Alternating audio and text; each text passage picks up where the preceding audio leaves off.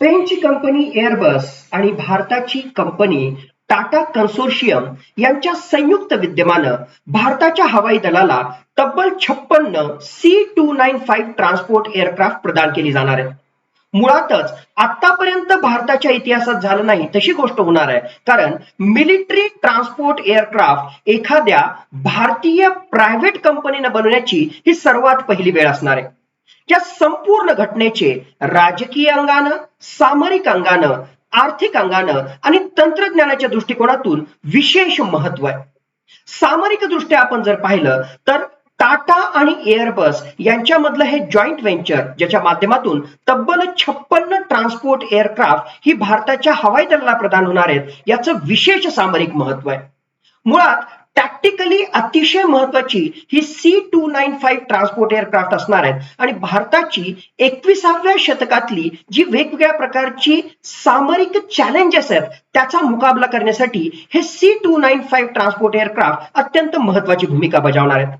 आज घडीला भारताच्या उत्तरेला आणि पूर्वेला चीनकडून मोठ्या प्रमाणावर धोका आहे आणि त्या ठिकाणी हाय अल्टिट्यूड वॉरफेअर हे भविष्यामध्ये लढलं जाण्याची शक्यता आहे. मग या हाय अल्टिट्यूड वॉरफेअर मध्ये आपले सैनिक, त्याचबरोबर वेगवेगळ्या प्रकारचा लॉजिस्टिक सप्लाय, वेगवेगळ्या प्रकारची साधन सामुग्री लवकरात लवकर पोहोचवण्यासाठी ही C-295 ट्रान्सपोर्ट एअरक्राफ्ट अत्यंत महत्वाची भूमिका बजावणार आहेत. C-295 ट्रान्सपोर्ट एअरक्राफ्ट याच्या माध्यमातून अतिशय कमी वेळामध्ये ALG म्हणजेच ऍडव्हान्स लँडिंग ग्राउंड मधून टेक ऑफ केला जाऊ शकतो, त्याचबरोबर लँडिंग केलं जाऊ शकतं. म्हणजे पक्के एअर स्ट्रीप जरी नसले, पक्का एअर बेस जरी नसला, तरी भारताच्या पूर्वेकडच्या आणि भारताच्या उत्तरेकडच्या डोंगराळ प्रदेशामधून सुद्धा चीनचा मुकाबला करण्यासाठी हे C-295 ट्रान्सपोर्ट एअरक्राफ्ट अत्यंत महत्वाची भूमिका बजावू शकतील. एवढंच नाही तर साधारणतः 5 ते 10 टन एवढा पेलोड असो किंवा साधारणतः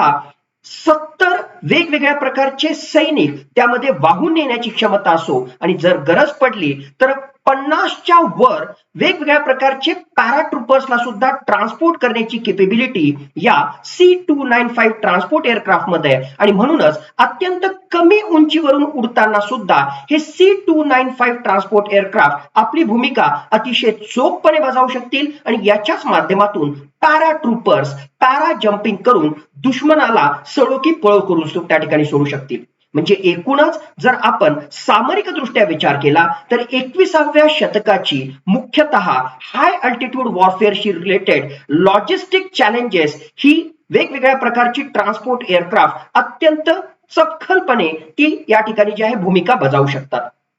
आज घडीला भारताकडे जे ट्रान्सपोर्ट एअरक्राफ्ट आहेत त्यामध्ये महत्वाचा भरणा हा ॲव्रो ट्रान्सपोर्ट एअरक्राफ्टचा आहे आणि 1960च्या दशकातलं विंटेज अशा प्रकारची बनावट असणारे हे ट्रान्सपोर्ट एअरक्राफ्ट नक्कीच 21व्या शतकासाठी भारताच्या हवाई दलासाठी तेवढे महत्वाचे ठरणार नाहीत. त्याच्याशी संबंधित वेगवेगळ्या प्रकारचे स्पेअर पार्ट्स, वेगवेगळ्या प्रकारचे रिपेअर हे आपल्याला करावं लागणार आहे आणि त्याच्या ऐवजी जर अशा प्रकारची अत्याधुनिक C-295 ट्रान्सपोर्ट एअरक्राफ्ट आली तर नक्कीच भारताच्या एअरफोर्सला एक मजबूती प्रदान होणार आहे.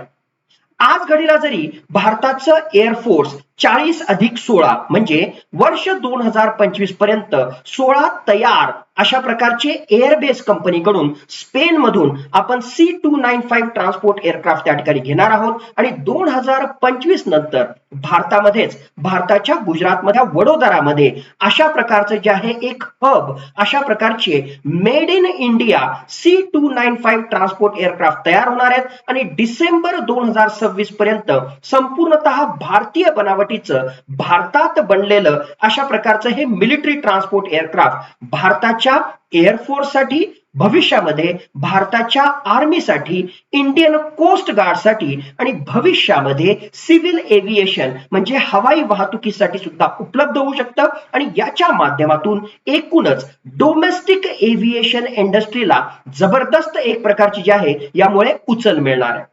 दुसऱ्या बाजूला जर आपण पाहिलं तर भविष्यामध्ये ज्यावेळेस भारतामध्येच अशा प्रकारची विमानं तयार होऊ शकतील तर एक्सपोर्ट पोटेन्शियल म्हणजे ही विमानं भारताच्या संरक्षण सिद्धतेसाठी महत्वाची भूमिका बजावतीलच, पण भविष्यामध्ये दुसऱ्या देशांना सुद्धा ही विमानं आपण एक्सपोर्ट करू शकू आणि अशा प्रकारच्या निर्यात केलेल्या ट्रान्सपोर्ट एअरक्राफ्ट मधून आपल्याला मोठ्या प्रमाणावर रेव्हेन्यू सुद्धा मिळू शकेल, म्हणजे भारताच्या अर्थव्यवस्थेला त्याचा जबरदस्त फायदा होऊ शकेल. फक्त एक्सपोर्ट पोटेन्शियलच नाही तर अशा प्रकारचा प्रोजेक्ट ज्यावेळेस गुजरातमध्ये त्या ठिकाणी जातोय आणि त्याच्या माध्यमातून एकूणच भारतामध्ये डोमेस्टिक एव्हिएशन इंडस्ट्रीला चालना त्या ठिकाणी मिळणार आहे. एक अशा प्रकारचा कयास बांधला जातोय की या प्रोजेक्टच्या माध्यमातून टाटा एअरबेस जॉईंट व्हेंचरच्या माध्यमातून कमीत कमी 7 राज्यांमध्ये साधारणतः 1,200 वेगवेगळ्या प्रकारच्या MSMEs म्हणजेच लघु, सूक्ष्म आणि मध्यम ज्या इंडस्ट्रीज आहेत, कंपन्या आहेत,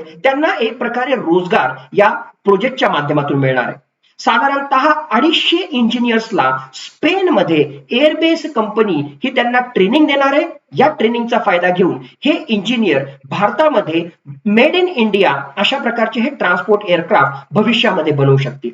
असा एक कयास बांधला जातोय की प्रत्यक्षरित्या आणि अप्रत्यक्षरित्या तब्बल 7,000 रोजगार या प्रोजेक्टच्या माध्यमातून भारतामध्ये त्या ठिकाणी तयार होणार आहे आणि त्याच्या सोबतीला वेगवेगळ्या प्रकारचे वेंडर्स, सब वेंडर्स आणि वेगवेगळ्या प्रकारच्या MSME इंडस्ट्रीजला याचे जे एक प्रकारचे वेगवेगळ्या स्पेअर पार्टशी रिलेटेड जे कंत्राट मिळणार आहेत त्यामधून सुद्धा मोठ्या प्रमाणावर रोजगार निर्मिती होणार आहे. एकूणच 22,000 कोटी रुपयाचं इन्व्हेस्टमेंट असणारा हा प्रोजेक्ट आहे. दुर्दैवानं तो महाराष्ट्रातून गुजरातमध्ये गेला, पण एकूणच गुजरातमध्ये जरी हा प्रोजेक्ट त्या ठिकाणी गेला असला तरी 7 राज्यांमधल्या वेगवेगळ्या प्रकारच्या MSME इंडस्ट्रीजला यामधून मोठ्या प्रमाणावर चालना त्या ठिकाणी मिळू शकते. असं म्हटलं जात आहे की येणाऱ्या काळामध्ये साधारणतः 21.4 लाख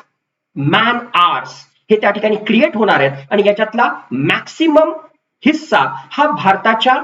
एक प्रकारे जे आहे इंजिनियर्सला, भारताच्या कुशल तंत्रज्ञ असणाऱ्या लोकांना यातून प्राप्त होणार आहे. म्हणजे सामरिक दृष्ट्या याचा फायदा होण्यासोबतच आर्थिक दृष्ट्या सुद्धा भारताच्या अर्थव्यवस्थेला याच्यामुळे चालना मिळणार आहे. राजकीय अंगाने आपण जर पाहिलं तरी आज जरी महाराष्ट्रातून हा प्रोजेक्ट गुजरातमध्ये त्या ठिकाणी गेला असला 2023 ते 2025 या कालावधीमध्ये या प्रोजेक्टचं जे आहे डेव्हलपमेंट त्या ठिकाणी होणार आहे आणि 2026 पासून वडोदऱ्यामध्ये या एअरक्राफ्टची खऱ्या अर्थानं made in India transport aircraft म्हणून निर्मिती त्या ठिकाणी होणार आहे.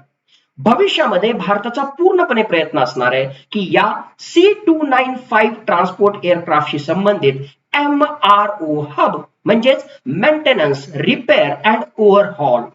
अशा प्रकारच्या सगळ्या गोष्टी या ट्रान्सपोर्ट एअरक्राफ्टसाठी तयार करण्यासाठी वडोदरा या एक प्रकारे स्टेशनची निवड करण्यात आलेली आहे आणि गुजरातची यामधून मोठ्या प्रमाणावर भरभराट होणार आहे.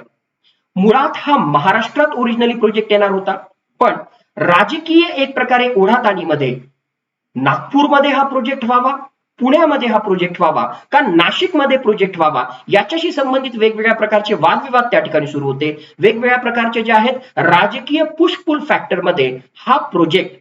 महाराष्ट्राला न मिळता गुजरातमध्ये त्या ठिकाणी गेलेला आहे. गुजरातमध्ये जाण्यामागे आणखीन एक महत्वाचं कारण म्हणजे येणाऱ्या काही महिन्यांमध्ये गुजरातमध्ये विधानसभेच्या निवडणुका आहे आणि भारतीय जनता पक्षाला गुजरातच्या विधानसभेच्या निवडणुकांमध्ये जर भरघोष यश प्राप्त करायचं असेल तर अशा प्रकारची रोजगार निर्मिती करणारं, अशा प्रकारची जबरदस्त इन्व्हेस्टमेंट आणणारा प्रोजेक्ट जर गुजरातमध्ये आला असं जर दाखवता आला तर नक्कीच याचा राजकीय फायदा सुद्धा होऊ शकतो. काही आठवड्यांपूर्वीच वेदांता फॉक्सकॉन साधारणतः 1.5 लाख कोटी इन्व्हेस्टमेंट असणारा हा प्रोजेक्ट महाराष्ट्रातून गुजरातमध्ये त्या ठिकाणी गेला होता आणि त्याच्या पाठोपाठ हा साधारणतः 22,000 कोटी इन्व्हेस्टमेंट असणारा हा दुसरा टाटा एअरबेस प्रोजेक्ट गुजरातमध्ये त्या ठिकाणी जातोय. कुठेतरी जे आहे विधानसभेच्या निवडणुकीची पार्श्वभूमी या सगळ्या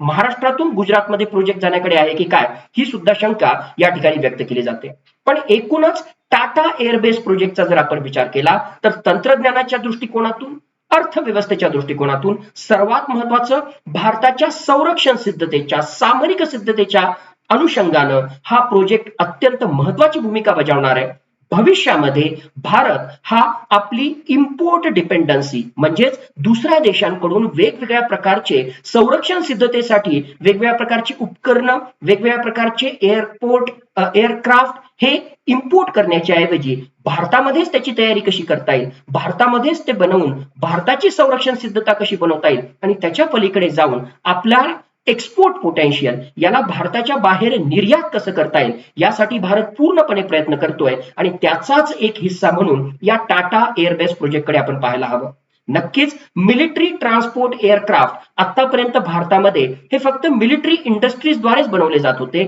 आता प्रायव्हेट इंडस्ट्री, टाटा सारख्या प्रायव्हेट इंडस्ट्रीचा यामध्ये जर सहभाग होत असेल तर भविष्यामध्ये made in India in defence sector, आत्मनिर्भर भारत इन डिफेन्स सेक्टर याला खऱ्या अर्थानं चालना मिळणार आहे. हेच या प्रोजेक्टवरून आज घडीला सिद्ध होत आहे. जर आपण चीनचं कंपॅरिझन केलं तर चीनमध्ये सुद्धा एक प्रकारे मिलिटरी अँड सिव्हिल इंडस्ट्रीज याच्यामध्ये जो आहे योग्य तो समन्वय आपल्याला पाहायला मिळतो आणि म्हणूनच 21व्या शतकामध्ये तंत्रज्ञानाच्या अनुषंगाने सुद्धा चीननं जबरदस्त भरारी मारलेली आहे. आता भारताचा कुठेतरी नंबर आहे आणि त्याच अनुषंगानं भारतानं सुद्धा मिलिटरी त्याचबरोबर प्रायव्हेट सिव्हिल इंडस्ट्रीज याचं कुठेतरी कॉम्बिनेशन यांच्यामध्ये कुठेतरी समन्वय साधण्याचा प्रयत्न केला जातोय आणि मिनी बस, एअरबस आणि टाटा यांच्या संयुक्त विद्यमातून कुठेतरी याची सुरुवात झालेली आहे हे आता आपल्या समोर स्पष्टपणे आलेलं आहे.